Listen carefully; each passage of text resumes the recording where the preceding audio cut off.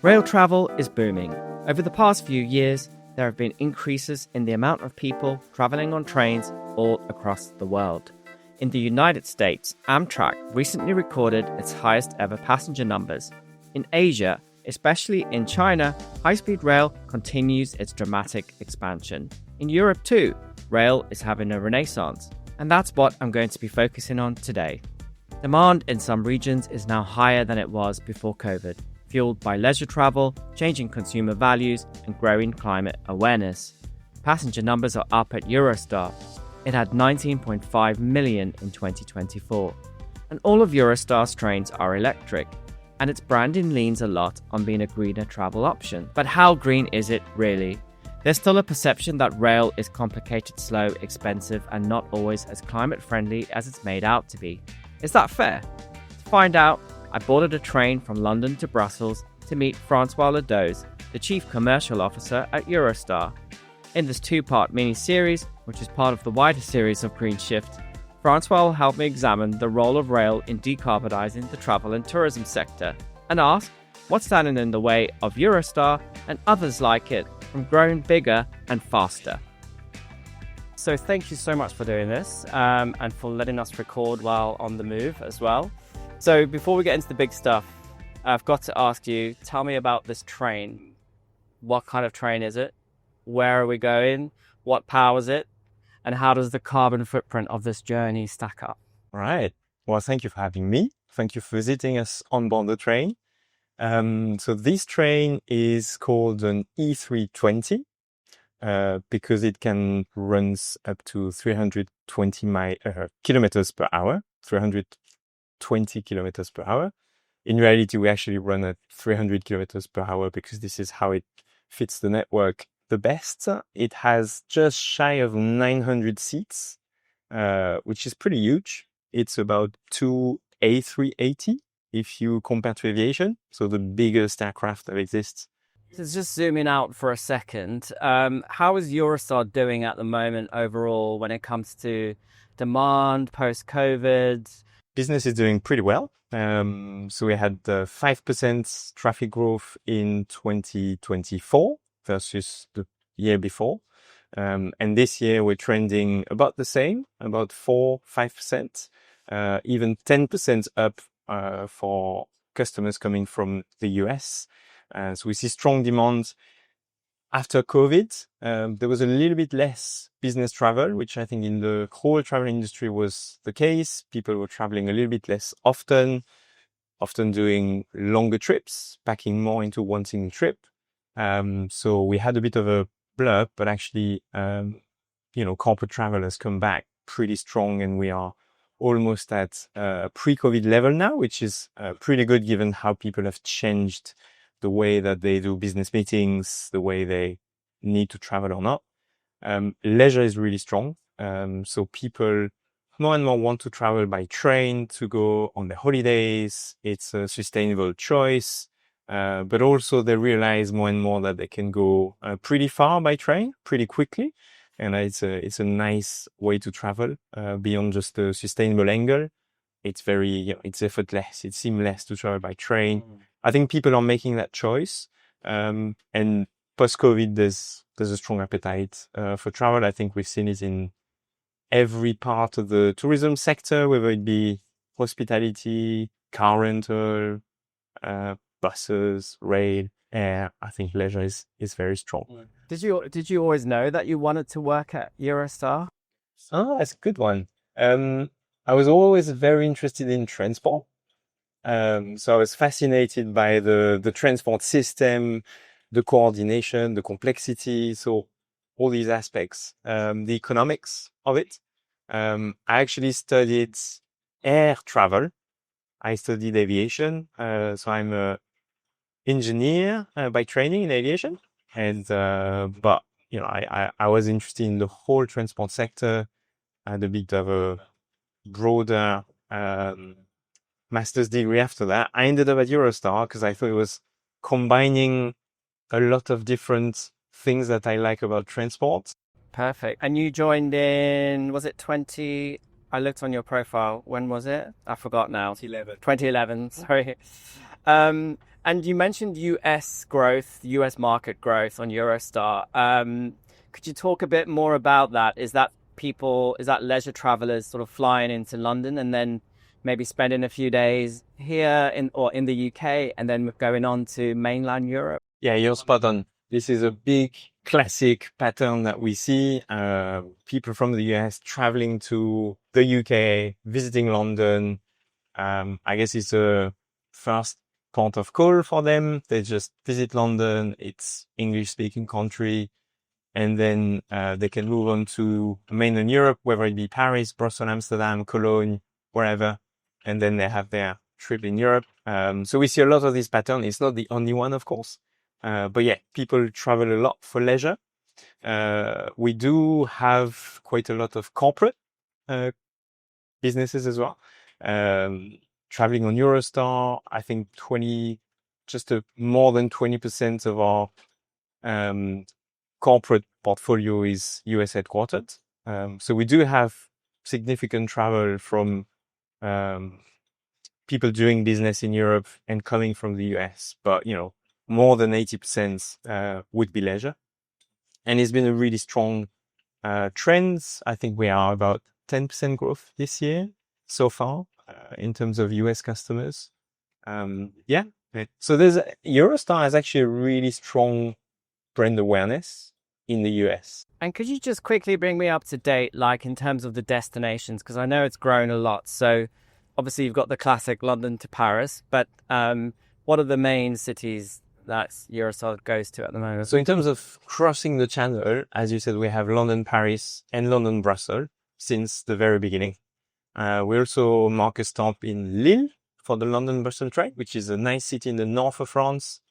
And the train then the one going to Brussels goes on to Amsterdam and Rotterdam in the Netherlands. This is more of a latest addition to the network. We now have a fully operational terminal in Amsterdam, which enables us to do cross-channel services. It means basically operating through a tunnel, going to and from the UK, between the UK and mainland Europe, because we need to clear security, we need to clear ID checks, which is a little bit special. It's like creating a small airport in a station. So we now have this in Amsterdam, in Rotterdam, and we're seeing great growth on this route. And by the end of this year, we'll have 5 return services daily, with that type of train with 900 seats. The busiest route is still the ones going into St. Pancras. They're the busiest ones. Yeah. I mean, the biggest city pair that we have is London, Paris. Yeah. It's about half the ridership. Yeah. Cool. So I wanted to move on to emissions, if that's all right. So how does a journey like this, London to Brussels, compare to a flight, the same flight? So simply put, it's 96% less CO2 emissions. So basically, when we look at what the train consumes, it's a fully electrical train. So when we look at the energy necessary to get the trains from point A to point B, with 900 passengers on board the train, it averages to 5.8 grams of CO2 per kilometer per passenger. So basically, when you get to Brussels, you've just consumed about 2 kilos, more or less, of CO2 per passenger.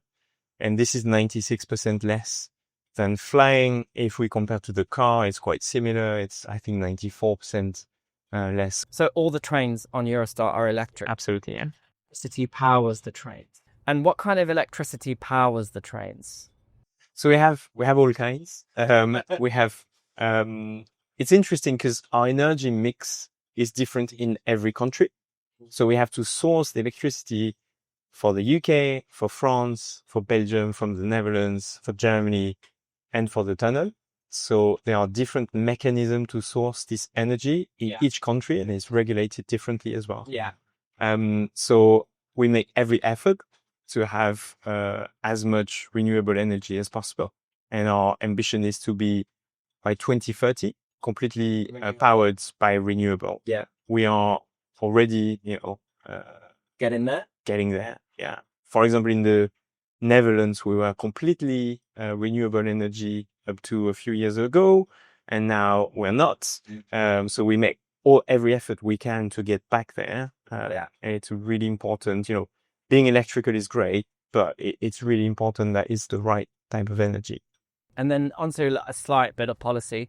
Do you talk to the governments in the various countries much and the electricity providers to try and get the cleaner energy contracts? Yes, we engage with the energy providers, the networks. So, for example, in the UK, we engage with the company that operates and manage the tracks, London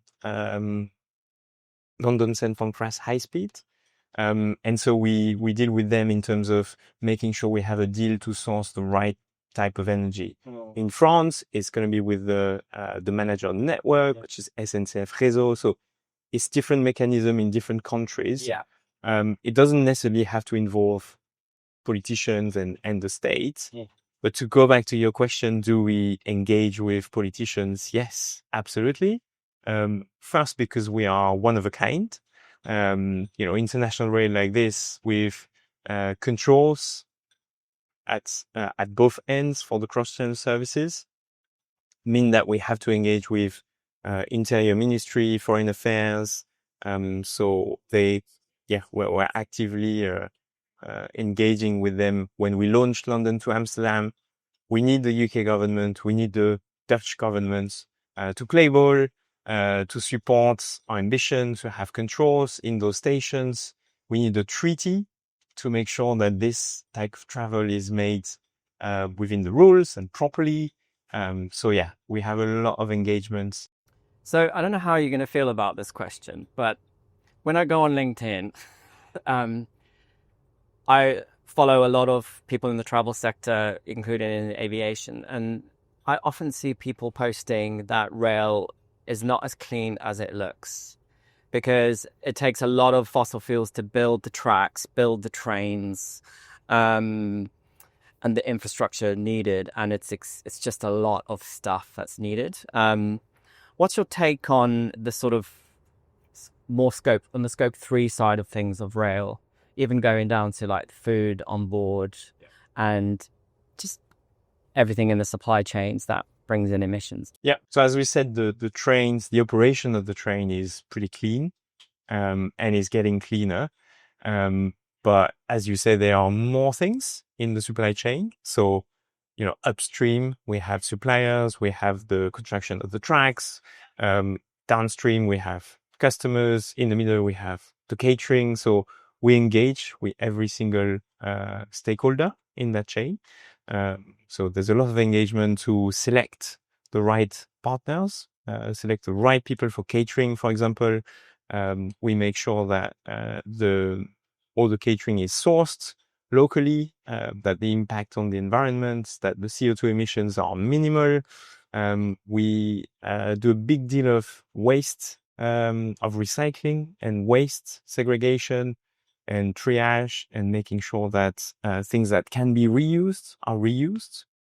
We've introduced a circularity index just to make sure that stuff that can be reused, stuff that doesn't need to be thrown away, is either donated, reused on board, or for other purposes. And the factories that make the trains, do you get involved much in like how those are powered and what they are using to manufacture trains? That's a good question, because as we're looking to buy a new fleet of train, so we want to invest in up to 50 trains for the 2030s and to sustain our growth agenda. These are questions that we ask the manufacturers that we're talking to in terms of, how they build the trains. And one of our ambitions was to, at some point, we're like, our future train, do we want that to be the greenest train ever? These were the things that were on the table. We discussed at Eurostar, just to think about what can be done. How can we influence a little bit more the manufacturers to do those trains as sustainably as possible? And actually, it's good that you talk about factory, because we also maintain our trains. So we have a depot in East London, Temple Mills, where we maintain this fleet of train. And there we have a lot of initiative as well to reduce the waste generation, the recycling, the choices that we make in terms of energy, in terms of lighting, in terms of air conditioning, in terms of making sure that we only use the power that we need. Governments and policy in the different countries where Eurostar operate. Do policymakers come to you and say, look, we want to be net zero. Can you help us? Can you expand? Can you get more people traveling on trains? Or is it the other way around? Like what sort of conversations do you have from the emission side of things? What would be the key things? So would it be upgrading stations, making sure there's tracks, big depots for you? And then also government subsidies to help bring rail fares down for passengers? At Eurostar, we are not subsidized at all. At present, there is no subsidies. It's a private company. It's got shareholders, and we pay for everything that we buy and what cost, and then we charge customers. So there's no subsidy whatsoever. What's really important is in government policies that we strike a level playing field. So if we think about tax on fuel, for example, in aviation, that doesn't exist. This gives a bit of a competitive advantage to airlines. If you think about taxes that are paid at airport, that sometimes the government can decide on. So I think they are making steps in the right direction. But it's all about these policies, making sure that they create a level playing field. We're not saying that rail travel is bad. Far from that. Air travel is bad. Far from that. We need air travel for long haul. Yes. It's absolutely necessary. And actually, a lot of your passengers fly into London and then get on the And we work with air. We work with airlines. We partner with them, especially KLM. We partner in terms of rail, and we feed their long haul hub in Amsterdam Airport. So we're absolutely in favor of rail, but we just want people to have the choice when it comes to short haul, and they can make the choice themselves. We offer something that's effortless, seamless. Short haul's the key thing, isn't it? Because in some countries, they have policies where they've banned short haul, where there's a clear direct rail link. Do you think that kind of policy makes sense? There is a policy like this in France that got implemented.